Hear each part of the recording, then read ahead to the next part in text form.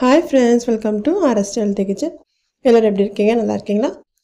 இன்றைக்கி நம்ம பார்க்க போகிறது வந்து கிச்சன் க்ளீனிங் தான் பார்க்க போகிறோம். நம்ம சூப்பராக நம்ம கிச்சனில் எப்போவுமே பளபளன்னு வச்சுக்கலாம். அது எப்படின்றது இந்த வீடியோ சொல்லியிருக்கேன். எதுக்காக நம்ம கை வலிக்க தேய்க்கணுன்ற அவசியமே இல்லைங்க.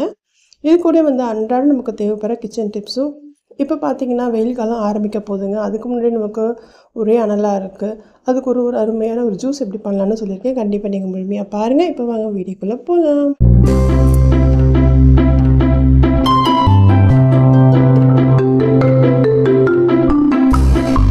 ஃபஸ்ட்டு டிப் பார்த்தீங்கன்னா, சில சமயத்தில் நம்ம பால் வந்து அதிகமாக காய்ச்சி வச்சுருப்போம். நான் காலையிலேயே காய்ச்சி வச்சுட்டு வரும்போது நம்ம ஃப்ரிட்ஜில் எடுத்து வைப்போம் இல்லையா? சம்டைம்ஸ் வந்து கரண்ட் இருக்காது. அந்த நேரத்தில் நம்ம என்ன பண்ணலாம், இதுமாதிரி ஒரு 4 ஏலக்காவை அந்த பாலில் இதுமாதிரி போட்டு வச்சுக்கோங்க. இது மாதிரி நீங்கள் போட்டு வைக்கும் போது நமக்கு என்ன ஆகுனா, பால் வந்து சீக்கிரமாக கெட்டு போகாது. அந்த ஏலக்காவோட வாசனை வந்து அந்த பாலை கெட்டு போகாமல் நல்லா பாதுகாத்து வச்சுக்கோங்க. கண்டிப்பாக உங்கள் வீட்டை நீங்கள் ட்ரை பண்ணுங்கள். நெக்ஸ்ட் டிப் பார்த்தீங்கன்னா, இதுமாதிரி நம்ம ஆன்லைனில் வெஜிடபிள்ஸ் வாங்கும் போது நமக்கு இப்படி தான் பேக் தருவாங்க. இதை நம்ம என்ன பண்ணுவோம், ஒன்று வந்து எதுக்காவது யூஸ் பண்ணுவோம், பேப்பராக யூஸ் பண்ணுவோம், இல்லைனா தூக்கி தான் போடுவோம். இது ஒரு ஆர்கனைசரை நம்ம மாற்றலாம், அதாவது ஃப்ரிட்ஜில் வைக்கிற ஆர்கனைசரை நம்ம மாற்றலாங்க. நான் எப்படி கட் பண்ணியிருக்கேன் பாருங்கள். இது மாதிரி 2 சைடு இது மாதிரி கட் பண்ணிக்கோங்க. கட் பண்ணிவிட்டு உள் பக்கமாக நம்ம மடிச்சிக்கலாம்.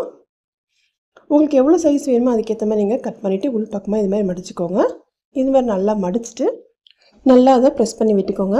இது மாதிரி நல்லா ப்ரெஸ் பண்ணி விட்டு இங்கே பார்த்தீங்கன்னா இதையும் சேர்த்து நான் ஒரு பின் அடிச்சுக்கிறேங்க. அதாவது ஸ்டாப்லர் பின்னு தான் இது மாதிரி அடிச்சுக்கோங்க. இது மாதிரி 4 பக்கமும் நீங்கள் அடிக்கும் போது நமக்கு ஒரு க்ரிப்பு கிடைக்குங்க. நல்லாவும் நமக்கு க்ரிப்பாக இருக்கும். இது மாதிரி நீங்கள் 4 பக்கமும் அடிச்சுட்டு நடுவில் பார்த்தீங்கன்னா உங்கள்கிட்ட நியூஸ் பேப்பர் இருந்துச்சுன்னா நியூஸ் பேப்பர் வைங்க.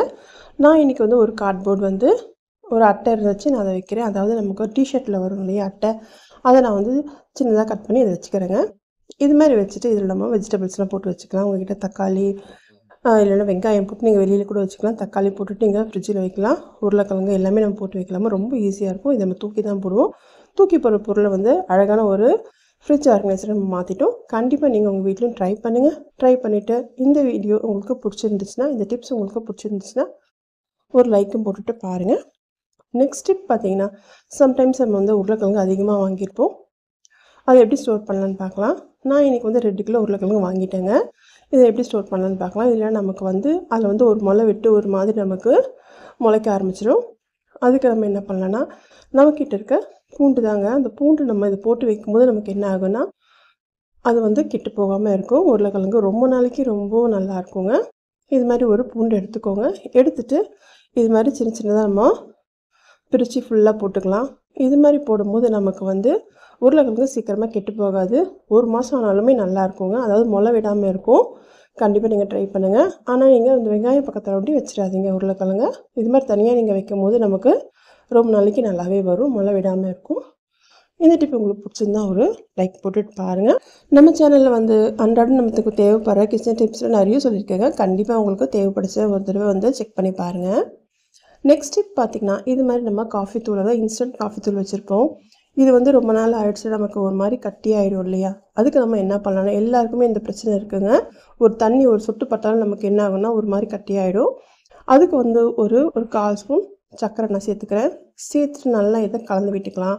இது மாதிரி நீங்கள் கலந்து வைக்கும்போது நமக்கு என்ன ஆகும்னா, அந்த காஃபி தூள் வந்து கட்டியாகாமல் இருக்கும், நல்லாவும் இருக்கும். கண்டிப்பாக நீங்கள் ட்ரை பண்ணுங்கள்.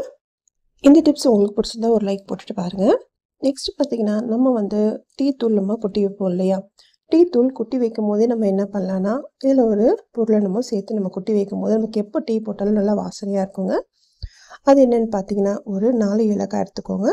ஏலக்காவை மிக்சியில் கொஞ்சமாக சர்க்கரை சேர்த்து நல்லா அரைச்சிக்கலாம். எனக்கு ஏலக்காய் ஸ்மெல்லு நிறைய பிடிக்குன்றதுனால நான் கொஞ்சம் அதிகமாக சேர்த்துக்கிறேங்க. உங்களுக்கு ஏலக்காய் ஸ்மெல்லு பிடிக்குன்னும் போது உங்களுக்கு எவ்வளோ வேணுமோ அது மாதிரி சேர்த்து நீங்கள் இது மாதிரி கலந்து வச்சுக்கும் போது ஒவ்வொரு வாட்டி நீங்கள் டீ போடும்போது ஏலக்காய் வந்து நம்ம தட்டி போடணுன்ற அவசியமே இல்லை.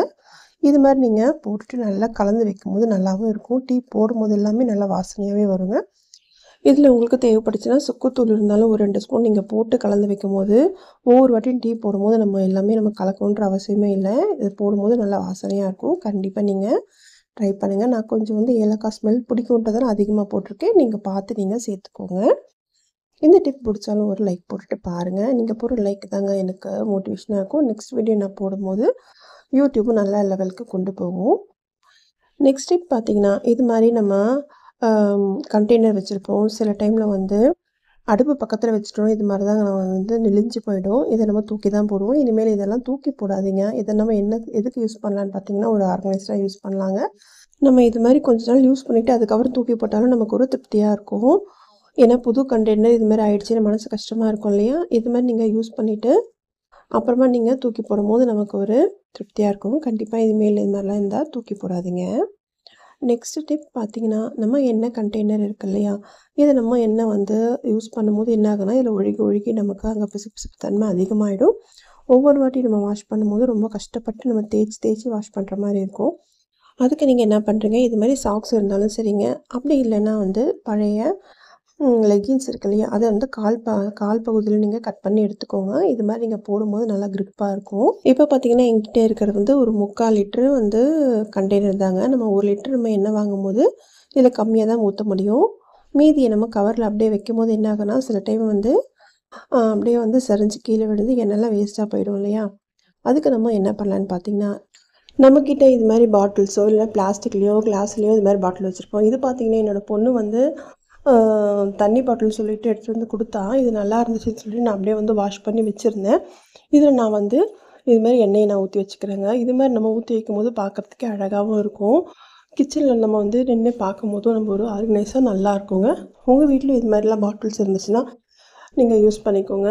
இது பார்த்திங்கன்னா நம்ம வந்து கெச்சப் வாங்கியிருப்போம், இல்லைனா வந்து ஏதாவது ஒரு நம்ம வந்து பாட்டிலில் நம்ம வாங்கியிருப்போம்ல சாஸ் ஏதாவது, அதில் கூட நீங்கள் வாஷ் பண்ணி ஊற்றி வைக்கலாங்க. இதுக்காக கடையில் காசு கொடுத்து வாங்கணுன்ற அவசியமே இல்லை. பார்க்குறதுக்கும் பாருங்கள் நல்லா அழகாக இருக்குது. கண்டிப்பாக நீங்களும் உங்கள் வீட்டில் இருந்துச்சுன்னா இது மாதிரி ட்ரை பண்ணி பாருங்கள். நெக்ஸ்ட் டிப் பார்த்திங்கன்னா, நம்ம வந்து கிச்சனில் யூஸ் பண்ணுற டவல் தாங்க. கிச்சன் டவல் நம்ம யூஸ் பண்ணும்போது மேடையை துடைக்கிறதுக்கோ இல்லைனா வந்து அடுப்பு துடைக்கிறதுக்கோ யூஸ் பண்ணுவோம்.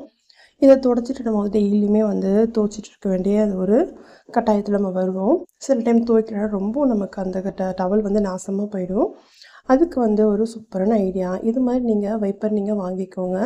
இது ரொம்ப நமக்கு யூஸாக இருக்குதுங்க. பாருங்கள், நமக்கு எப்படி பண்ணாலுமே அது வந்து நல்லாவே அழகாகவே இருக்குது. இது நம்ம துடைச்சி எடுக்கும் போது ஒரு சின்ன துளி தண்ணி இருந்தாலும் சரிங்க, அப்படியே நல்லா அது உறிஞ்சி எடுத்துரும்.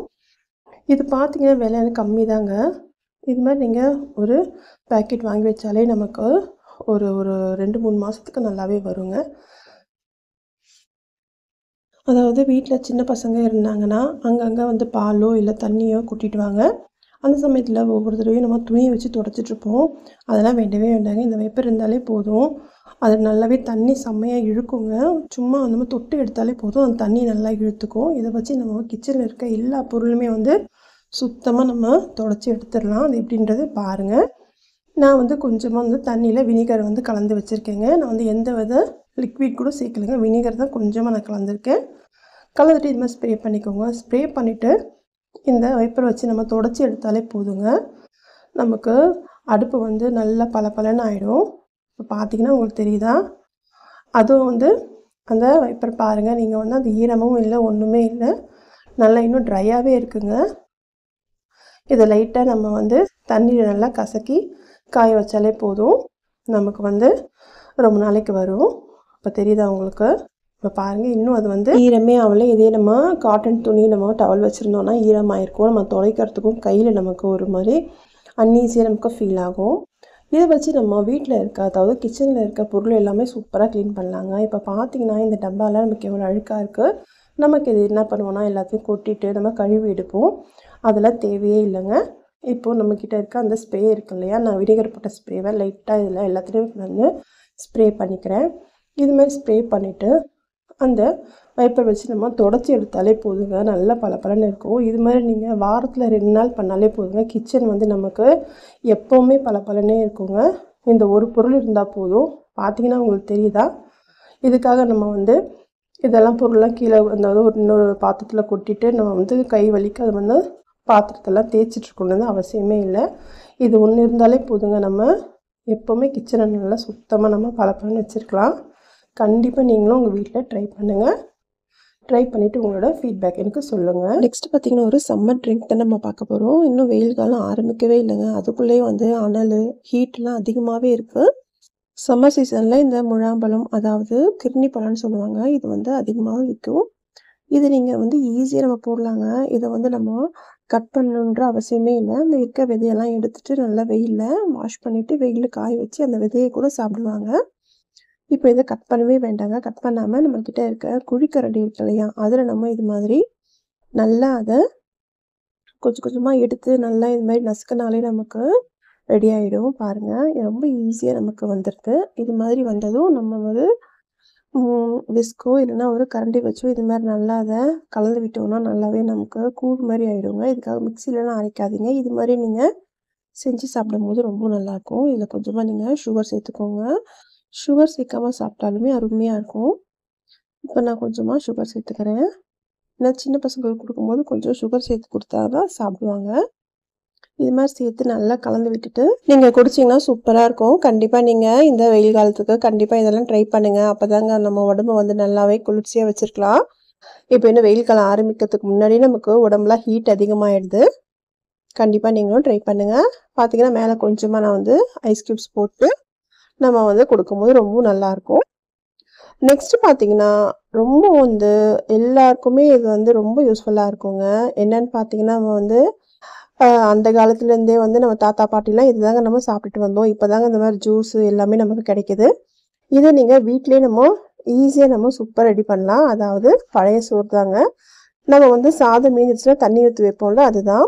இது மாதிரி நீங்கள் தண்ணி ஊற்றி வைக்கும்போது காலையில் எடுத்து இது நல்லா கையில் தாங்க கரைக்கணும். நீங்கள் என்ன தான் வந்து கரண்டி ஸ்பூன் வச்சு கரைச்சாலும் கரையாது. இது மாதிரி நீங்கள் கையில் நல்லா கரைச்சிக்கோங்க. கரைச்சிட்டு ஒரு 2 டேபிள் ஸ்பூன் தயிர் சேர்த்துக்கோங்க. புளிக்காத தயிராக சேர்த்துட்டு உப்பு சேர்த்து நீங்கள் நல்லா கலந்து இதை நீங்கள் டெய்லியுமே குடிச்சிட்டு வரலாங்க. ரொம்ப உடம்புக்கு நல்லது. இது மாதிரி நம்ம டெய்லி குடிச்சிட்டு வரும்போது நமக்கு அல்சர் பிரச்சனை இருந்தாலும் நமக்கு சூப்பராக நம்ம வயிறு வந்து குளிர்ச்சியாக வச்சுருக்கோம். இது கண்டிப்பாக ட்ரை பண்ணுங்கள். ரொம்ப ஈஸியாக நம்ம வீட்டிலே செஞ்சிடலாம். அதாவது சாதம் மீந்தாலே நம்ம இது மாதிரி செஞ்சு சாப்பிட்லாங்க. இது டெய்லியுமே நம்ம குடிக்கலாம். ஒன்றுமே பிரச்சனை வராது. வயிறு நல்லா ஃபில்லாக இருக்கும். கண்டிப்பாக நீங்கள் ட்ரை பண்ணுங்கள். நெக்ஸ்ட்டு பார்த்தீங்கன்னா இது மாதிரி நீங்கள் ஒரு 1/2 கப் தயிர் எடுத்துக்கோங்க. எடுத்துட்டு அதில் கொஞ்சமாக நான் வந்து கொத்தமல்லி சேர்த்துக்கிறேன். சேர்த்துட்டு உப்பு இதையும் சேர்த்துட்டு நம்ம இதை நல்லாமல் அரைச்சிட்டு வந்துடலாம் தண்ணி சேர்த்து. இது பார்த்திங்கன்னா உப்பு போட்டு ஒரு மோர் தாங்க இது. நம்ம மோர் வந்து இது மாதிரி குடிக்கும் போதும் இதில் கொஞ்சமாக நீங்கள் ஜீரகம் சேர்த்தும் நீங்கள் நல்லா அரைச்சிக்கலாம். இது மாதிரி நீங்கள் டெய்லியுமே காலையில் வெறும் வயிற்றில் குடிச்சிட்டு வரும்போது நமக்கு அல்சர் பிரச்சனையே வராதுங்க. கண்டிப்பாக நீங்கள் ட்ரை பண்ணுங்கள்.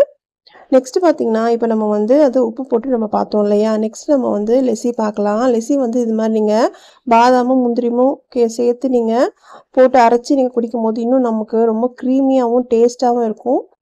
நான் வந்து ஒரு 2-3 பாதாம் முந்திரி கொஞ்சமாக வந்து பாலும் சேர்த்துட்டு சர்க்கரையும் சேர்த்து நல்லா அரைச்சி எடுத்துட்டேங்க. நம்ம திக்கான ஒரு லெஸ்ஸியும் நம்ம மோரும் நம்ம சூப்பராக ரெடி பண்ணிட்டோம். கண்டிப்பாக இந்த வெயில் காலத்துக்கு கண்டிப்பாக நீங்கள் ட்ரை பண்ணுங்கள். இன்னைக்கு பார்த்த டிப்ஸும் இந்த ரெசிபிஸும் உங்களுக்கு பிடிச்சிருக்கும்னு நினைக்கிறேன். பிடிச்சிருந்தா என்னோட சேனலை சப்ஸ்கிரைப் பண்ணிக்கோங்க. சப்ஸ்கிரைப் பண்ணும்போது பக்கத்தில் இருக்க bell icon all option click பண்ணிங்கன்னா வீடியோஸ்லாம் உங்களுக்கு வீடு தேடியே வருங்க. ரொம்ப பிடிச்சிருந்தா ஃப்ரெண்ட்ஸ் அண்ட் ஃபேமிலிக்கு ஷேர் பண்ணுங்கள். இன்னொரு நல்ல வீடியோவில் பார்க்கலாம். தேங்க்ஸ் ஃபார் வாட்சிங்.